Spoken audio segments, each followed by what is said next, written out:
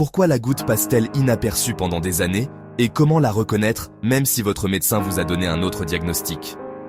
En préparant ce contenu, j'ai découvert une étude médicale révélant qu'entre le premier épisode de goutte et le diagnostic correct, il peut s'écouler entre 7 et 10 années. Cette donnée m'a stupéfait. Après le premier épisode, seulement un quart des patients reçoivent le bon diagnostic, tandis que les autres tentent vainement de soigner une arthrite ou de l'arthrose. Aujourd'hui, je vais vous expliquer comment suspecter une goutte, même si votre médecin a posé un autre diagnostic. Comme toujours, je partagerai des conseils pratiques pour traiter cette maladie sournoise. Pourquoi sournoise? Parce que seulement la moitié des personnes atteintes de goutte ressentent des douleurs aux gros orteils. Les autres commencent avec des gènes aux genoux ou même aux doigts des mains. C'est pourquoi près de 40% des personnes entament un traitement trop tardivement. Elles ignorent simplement qu'elles souffrent de goutte. Vous découvrirez comment se manifeste la goutte, même si le gros orteil ne fait pas mal. Dans ce contenu également, quel type d'eau dissout les cristaux dans les articulations? Les boissons alcalines sont-elles bénéfiques ou néfastes? Si vous avez de l'hypertension, quel est le lien avec la goutte? Rhumatisme, arthrite, arthrose et goutte, comment les différencier? Si les purines ne sont pas responsables de la goutte, qu'est-ce qu'il est?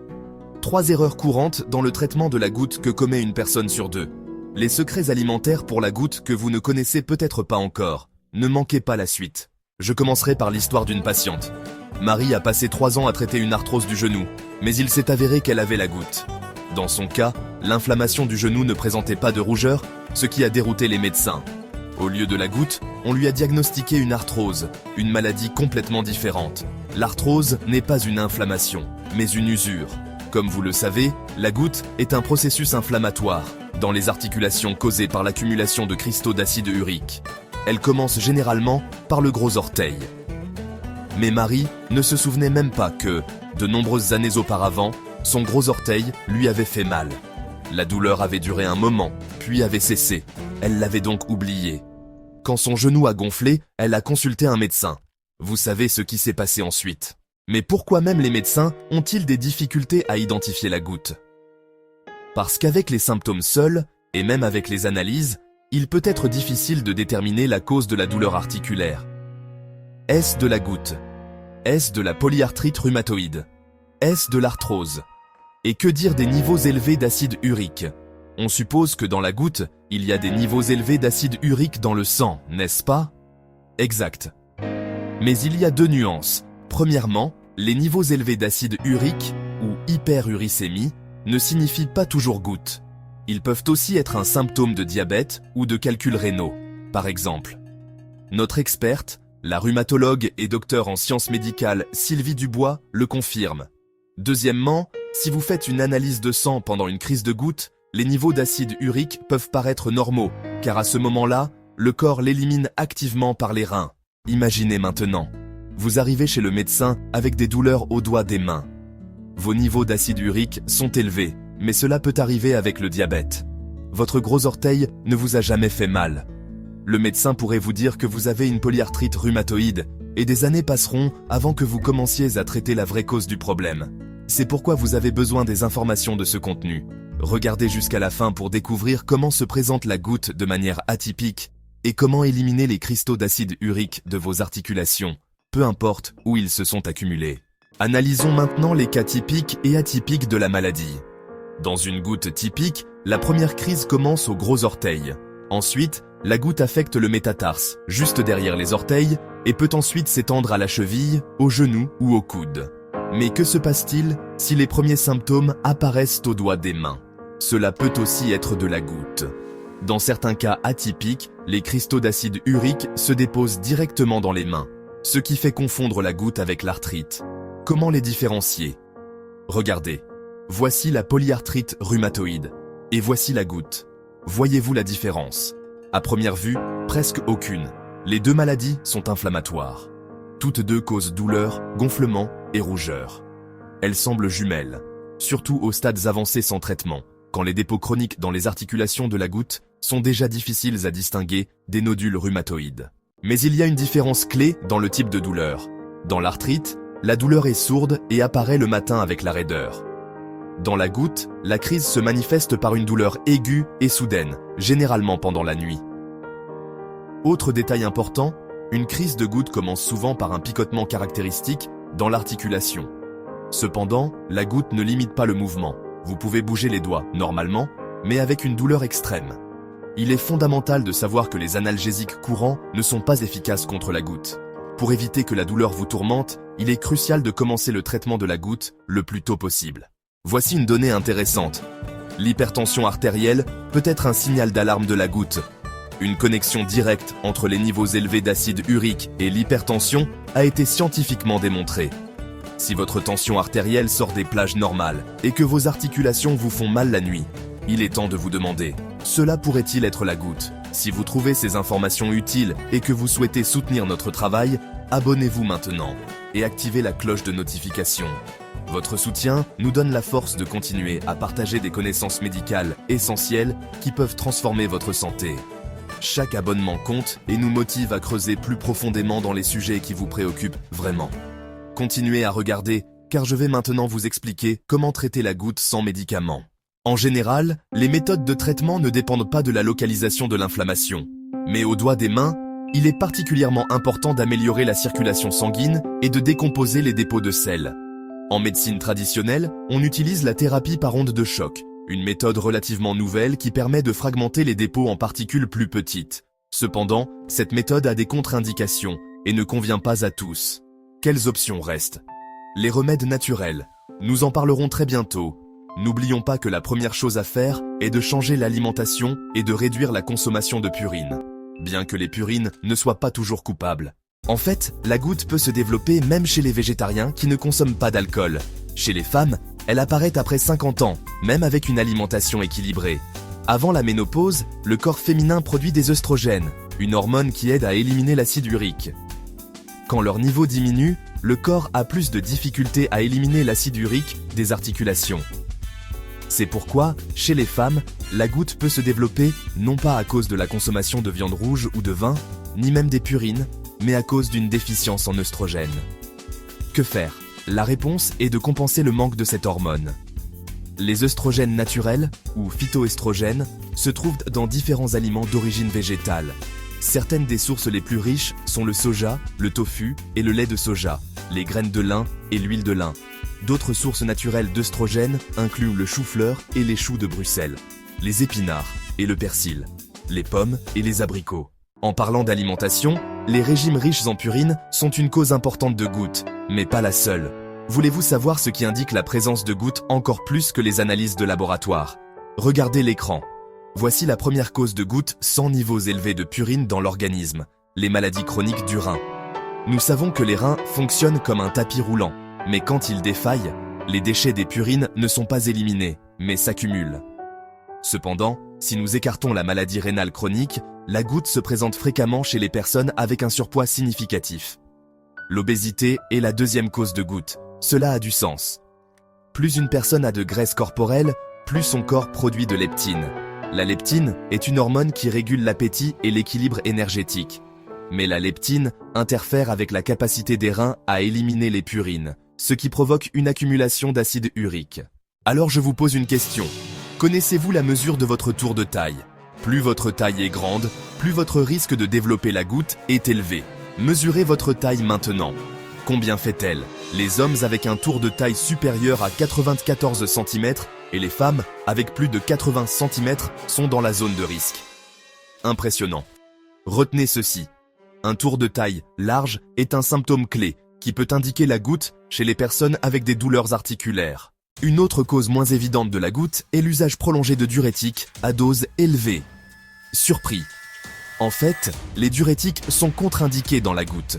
Vous devez savoir que tous les médicaments ne sont pas sûrs pour la goutte. Par exemple, de fortes doses d'acide acétylsalicylique augmentent les niveaux d'acide urique. La relation entre l'usage de diurétiques et la goutte est connue depuis plus de 50 ans. Voici un cas réel, tiré d'un forum de médecins qui partagent leurs expériences. Une femme avec des problèmes cardiovasculaires s'est vue prescrire des diurétiques pour améliorer sa condition. Ces médicaments aident à éliminer l'excès de liquide et à réduire le gonflement. 5 ans plus tard, elle a développé la goutte aux doigts de pied, puis aussi aux mains. Ce cas démontre que la goutte peut se développer à cause de l'usage prolongé de diurétiques. Par conséquent, Tous les médicaments diurétiques sont contre-indiqués dans la goutte. Il n'y a pas d'option sûre. Alors, comment normaliser la fonction rénale chez les personnes avec la goutte? Les plantes médicinales, quand elles sont utilisées dans une approche intégrée, peuvent améliorer la fonction rénale et réduire la douleur pendant une crise de goutte. Question. Sur une échelle de 1 à 10, quelle est l'intensité de votre douleur articulaire? Où 10 est la douleur maximale? Dans la goutte, la douleur est généralement supérieure à 5. À chaque crise, la douleur augmente si la goutte n'est pas traitée. Alors découvrons comment la gérer. Nos contenus accumulent des centaines de milliers de vues parce que nous traitons des sujets de santé essentiels et apportons des solutions efficaces. Rappelez-vous que la goutte est une maladie chronique et n'a pas de guérison définitive. Mais même avec la goutte, vous pouvez avoir une vie active et longue. Si vous apportez les soins appropriés à vos articulations, vous pouvez vivre sans crise de goutte pendant des décennies. Que faut-il pour y parvenir? Réduire les niveaux d'acide urique par tous les moyens possibles. Si la goutte ne peut pas être guérie complètement, il faut apprendre à vivre avec elle. Maintenant, je partagerai avec vous les règles clés de l'alimentation pour la goutte chronique. Règle générale. Mangez en petites portions, évitant les excès. Ne jeûnez jamais. On peut faire des journées de détoxification légères, par exemple à base de légumes, fruits ou kéfir, pour ne pas surcharger l'organisme avec la nourriture. Mais il est totalement interdit de jeûner avec la goutte. Le jeûne total provoque une augmentation brutale des niveaux d'acide urique, ce qui peut déclencher une nouvelle crise de goutte. Maintenant, une grande nouvelle. Avec la goutte, on peut manger de la graisse de porc, parce que la graisse contient à peine des purines. Mais je recommande quand même de prioriser la consommation de fruits. Un en particulier réduit le niveau d'acide urique autant que les médicaments. Continuez à regarder jusqu'à la fin et vous découvrirez lequel. Continuons. Dans le traitement de la goutte, les médecins cherchent toujours à réduire les niveaux d'acide urique avec des médicaments et mettent les patients sous un régime sans purine. Maintenant, je révélerai des secrets sur l'alimentation que vous ne connaissez peut-être pas encore. Par exemple, peut-on manger des tomates si on a la goutte? Sur Internet, il y a des informations contradictoires et les médecins donnent des recommandations différentes. Les médecins qui les interdisent suivent une théorie ancienne.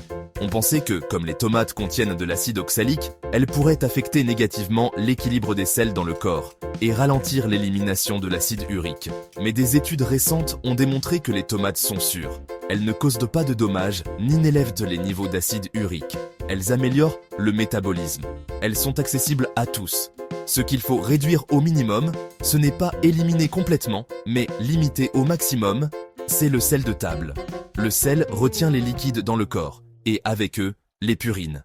Parlons maintenant de l'eau, et quel type d'eau aide à combattre la goutte. Combien d'eau buvez-vous par jour? Sans compter thé, jus ou soda, seulement de l'eau pure. Si vous buvez approximativement 2 litres par jour, vous maintenez correctement votre équilibre hydrique. Boire de l'eau est clé pour la longévité, même avec la goutte. Le manque d'eau est fatal pour les articulations. Quand le liquide synovial se réduit, le cartilage s'use plus vite. C'est un problème. C'est mauvais pour les personnes saines, et encore pire pour ceux qui souffrent de gouttes. Quand il n'y a pas assez d'eau, les dépôts de sel s'accumulent et cristallisent de plus vite. Avec la goutte, on recommande l'eau alcaline, comme l'eau minérale. Pourquoi? Le milieu interne de notre corps est alcalin, sauf dans l'estomac, où il y a de l'acide. Les liquides alcalins dissolvent les cristaux d'acide urique, comme l'eau dissout le sel. De plus, l'eau alcaline minérale aide à rétablir l'équilibre acide-base du corps.